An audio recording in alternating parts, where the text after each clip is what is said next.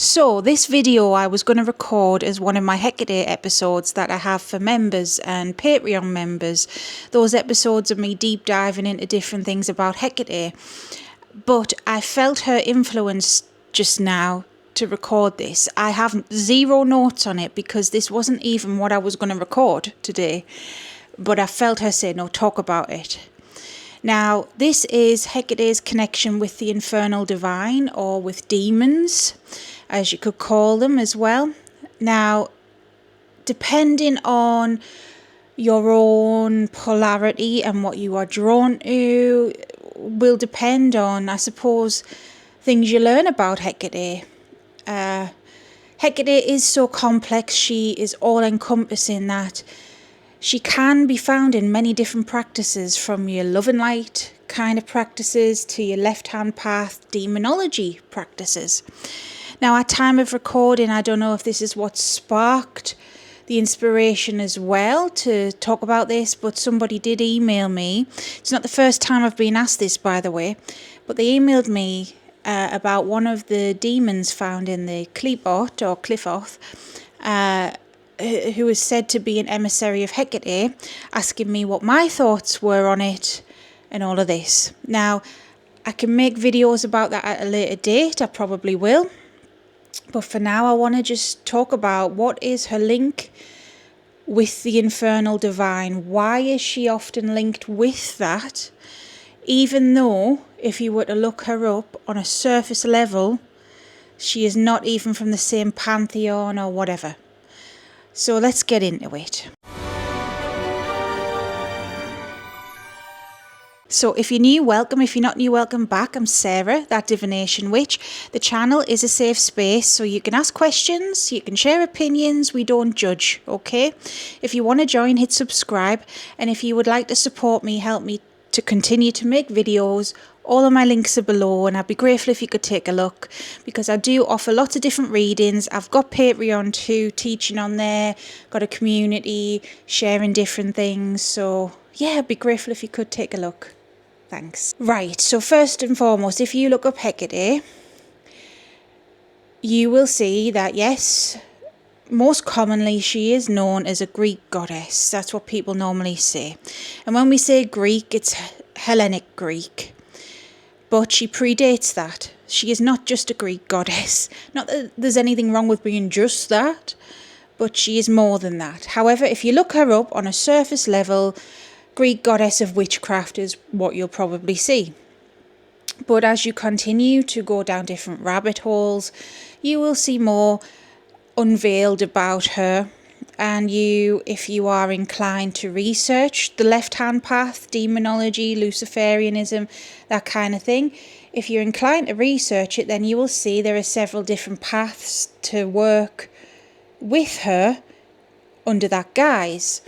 There are draconian paths. There are some that I agree with, some not so much, but each their own, whatever. I'm not here to judge that. But she is kind of, what's the word, synchronized with that path.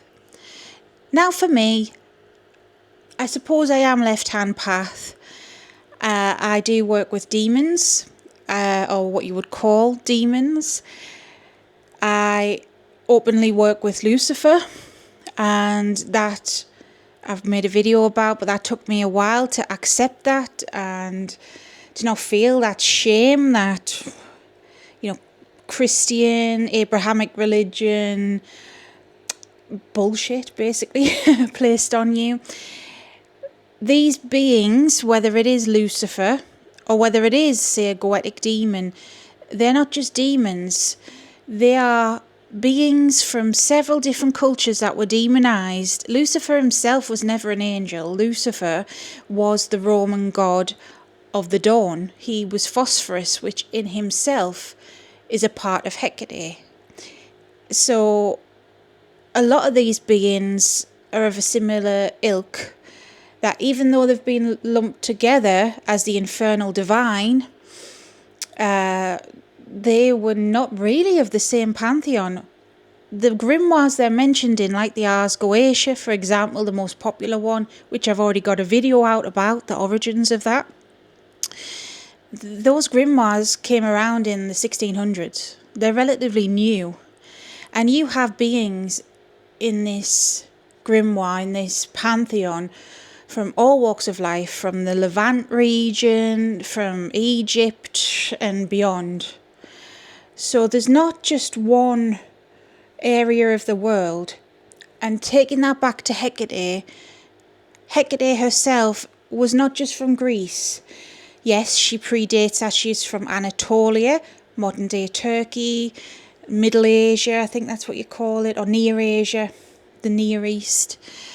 She was also compared with the likes of Cybele or Cybele, Artemis of Ephesus, all those kind of gods. She's also compared with Ereshkigal, who is a Mesopotamian goddess. She's compared with many gods and goddesses. To me, she reminds me so much of Tiamat. There's aspects to her that are draconic in nature. I have seen her as a dragon as well. There are others that talk about that. Some of them, heads up, are not nice people. Not naming names, but you're not, you're arseholes. I had a run-in with that. I'm free to say it. I had a run-in with that because she showed herself to me in this draconic form, and I went down rabbit holes, left-hand path rabbit holes, searching for others that thought the same way, and I was met with hostility, accusations, and people trying to belittle and bully me, calling me names because of my weight and things like this as well. Pathetic things, trying to say I was stealing their gnosis. There is no such thing. Gnosis is gnosis.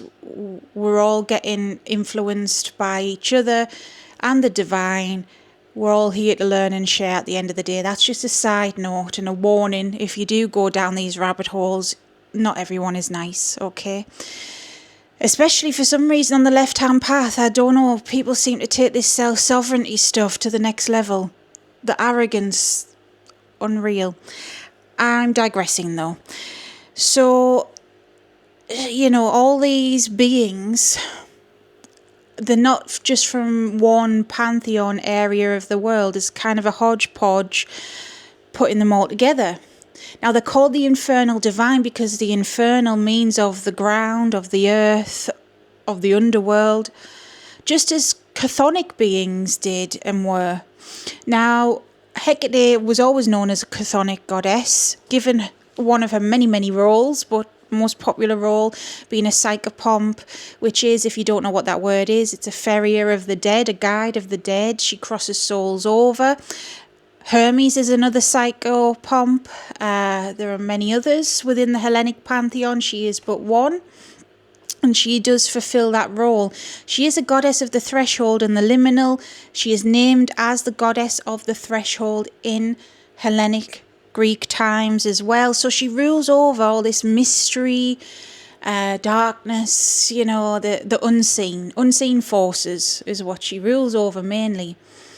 Now she's got so many epithets. She's got epithets that are like angelic in nature, epithets that are linked with left-hand path stuff as well. Like there's so many, too many to list. But she's got light and dark sides to her. She's multifaceted. But her connection with the infernal divine, although it is a big connection, it is one of many connections because she is so complex. Yes, she has sides to her like filth eater, Boroboros, I can never pronounce it.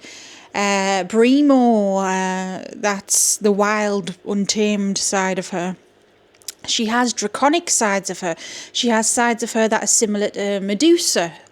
Sides that are to do with hauntings and spooky, scary things, let's say. The infernal divine, in general, is the dark side. I'm going to say, for example, Astaroth, okay? Astaroth's found in the Goetia. Astaroth is inspired by Astarte, an even more ancient goddess. Astarte was and is the queen of heaven, a fertility goddess. You could compare her with Isis, someone like that, okay? But she was then demonized as Astaroth in the Goetia and said to be a great and terrible duke. And the Goetia, it's a product of its time, 1600s. Everyone's a male in it, even though they're not. So Astaroth, although she's a heavenly and loving goddess similar to Isis, of course she has dark sides to her, because all deities are multifaceted beings. Even angels are multifaceted beings. All higher powers are. Just like we are. We've all got a shadow, so do they. So to me, and this bit's my gnosis, I suppose, but Hecate's shadow, the aspects of her that are linked more with the underworld, more with baneful sides of things, are more connected with the infernal divine. That is not to say that she cannot be connected with other beings, and that she cannot be linked with other pantheons, and that she cannot be light and loving and caring. And just because somebody's dark as well does not mean they're loving, does not mean they're not caring, you know. But I feel the reason she is so linked with that is those sides to her are linked to that. And because if you look her up, it's, witchcraft goddess, on a surface level, it's easy to push her in with the infernal divine. Now, on a deeper level, I see her as the creator, to be honest, the source of everything, because she is so complex. She of many names, not just epithets, but many names. I compared her to Tiamat as an example, Ereshkigal, another. You know, she is one face of the divine feminine. And this is going into what the person asked me about a demon in the Qliphoth. So, as the divine feminine, if indeed Hecate is the divine feminine or a face of it and created everything and everyone, therefore why would she not have links with the infernal or any pantheon or any path working for that matter? I've known her lead people to many different directions. I've known her lead people to Mother Mary. I'm just thinking of someone totally opposite, you know. I've known her lead people all sorts of places, okay? So in that regard, for me personally, why wouldn't she have an emissary within the Qliphoth? Why wouldn't she have demons that answer to her, per se? If you look her up in her Greek guise, even in the Hellenic myth, she isn't normally a biological mother, but she is a mother of many. She is a mother of the monsters, normally, like Scylla. Even not so much a monster. Well, I was thinking of Scylla and the Empusa, and I was thinking of, I forgot their names, the Lamia. But also witches, you know, like Medea and Circe. It said that they were her devotees. But she resonates a lot with outcasts in general, and that's, I'm not meaning that any offence to anyone with that, because I'm an outcast too, you know. I've felt like that too in my life, because she doesn't want anyone to be a lost soul, regardless of their polarity, okay? So in that sense, you know, mother of all, why wouldn't she have demons answering to her? Also, you know, who's to say that this demon is not just another face of what the Greeks would have called the Empusa or Scylla or whoever else? Now, I have gone through the Qliphoth once in my life. The Qliphoth is, if you don't know, it is part of Kabbalah.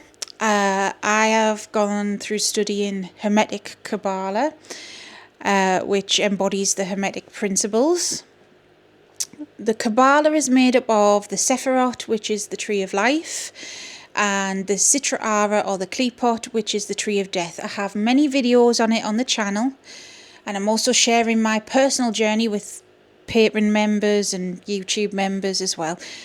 The Sitra Ara was always there. It's the shadow side. So one's the tree of life, one's the tree of death. One is light, one is dark. Given that Hecate is a chthonic goddess of everything, but linked with the infernal. I think that a lot of conflation has come about. Now, I'll need to make another video about this, but I want to try and answer the question. I forgot the name of the demon that they mentioned. However, in the Qliphoth, which is the tree of death, I'll try and remember to put a diagram on the screen. If I don't, you can easily Google it. But within each sphere you work through, or Qlipha, you have pathways or tunnels, as they're known in the Qliphoth. Now, these tunnels are known as the tunnels of Set. Set, I believe, is because he is a chaos god, but that's a side note. Now, I've talked about this in a video before. The Sitra Ahra was always there. It's the shadow of the Qliphoth. It's the shadow of the Sephiroth. It was always there. Personally, I feel they're one in the same.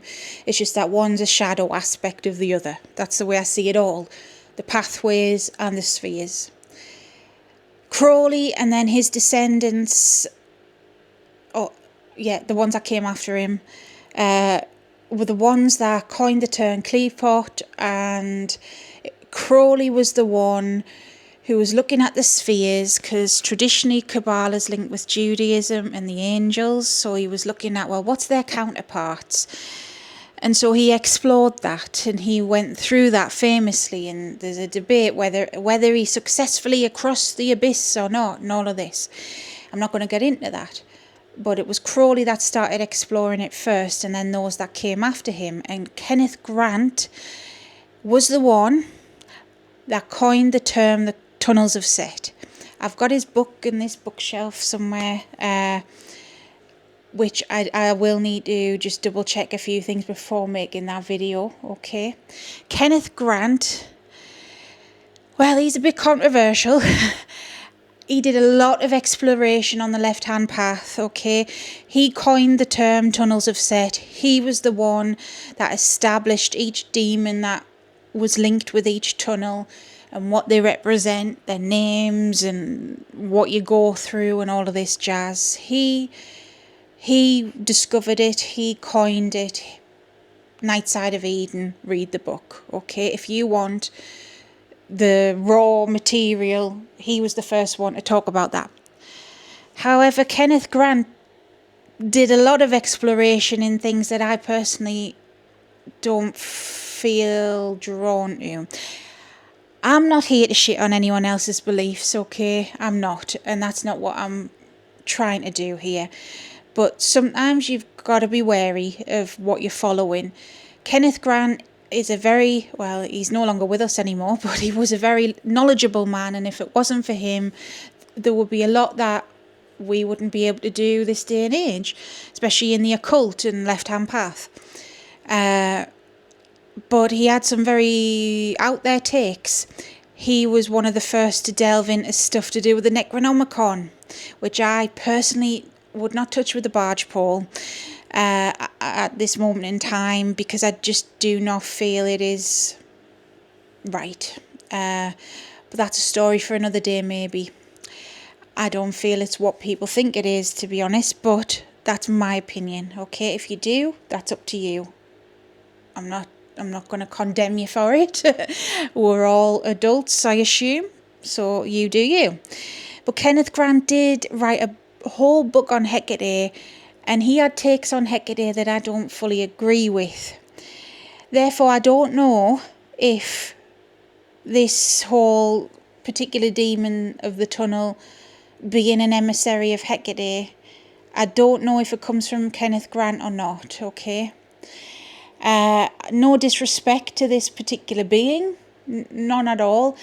When I went through the Qliphoth, I didn't meet them. I think their name begins with G. I've totally forgot who it is. I'm so sorry.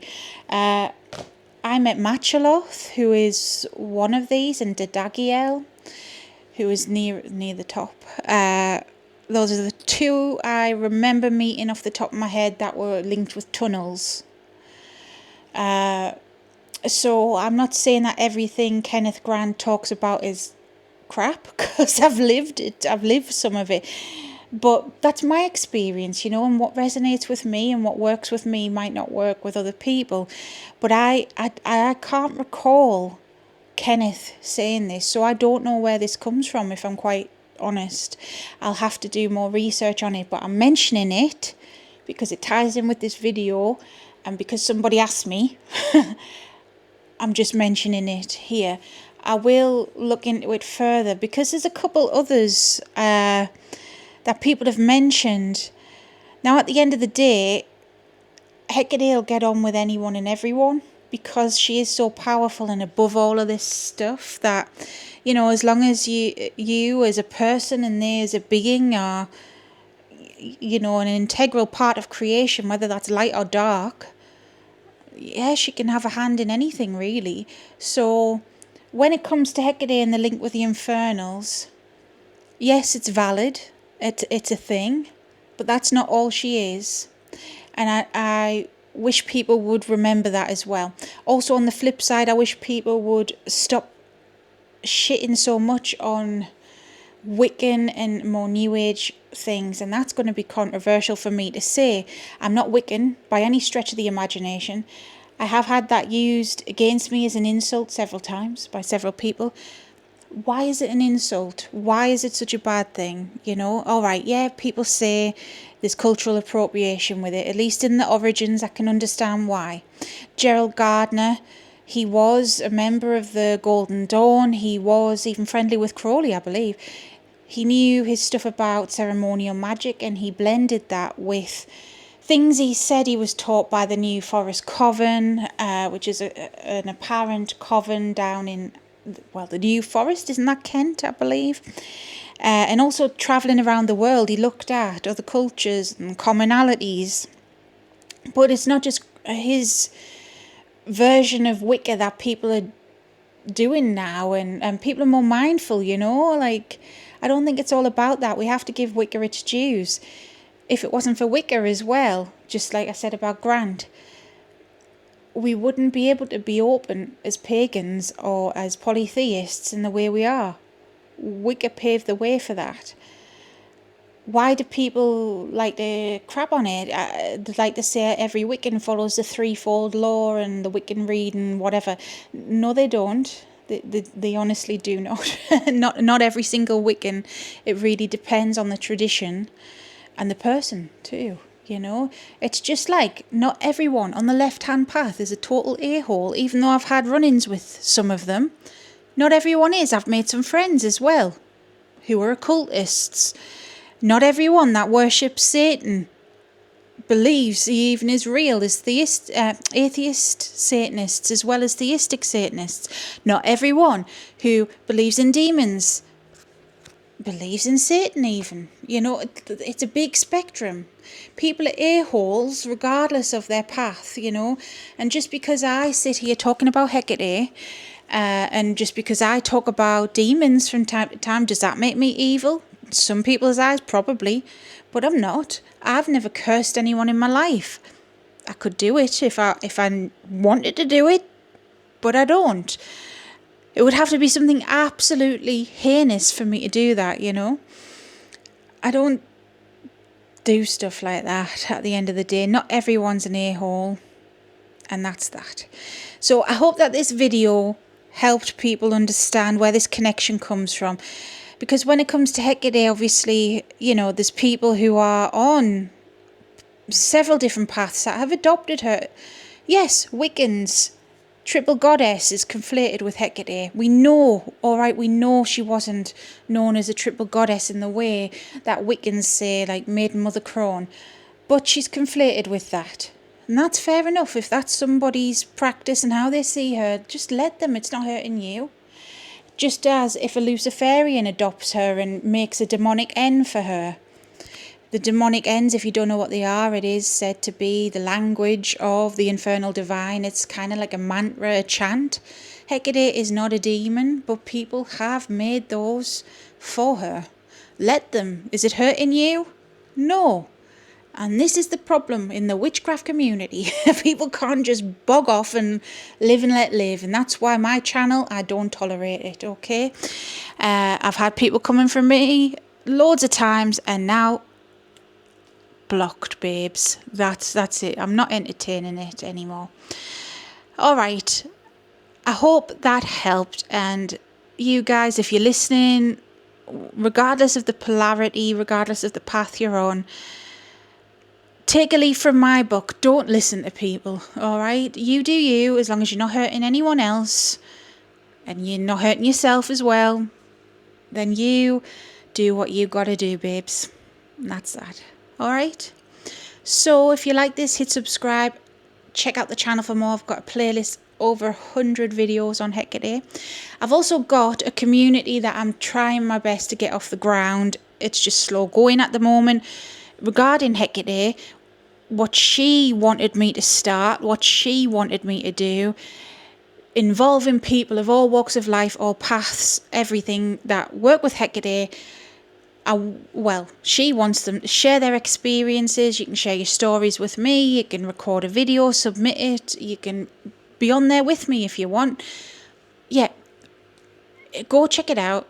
If you want to get involved, please do. I'm not judging you, whatever path you're on, all right? Okay, everyone, stay safe, stay witchy. Bye.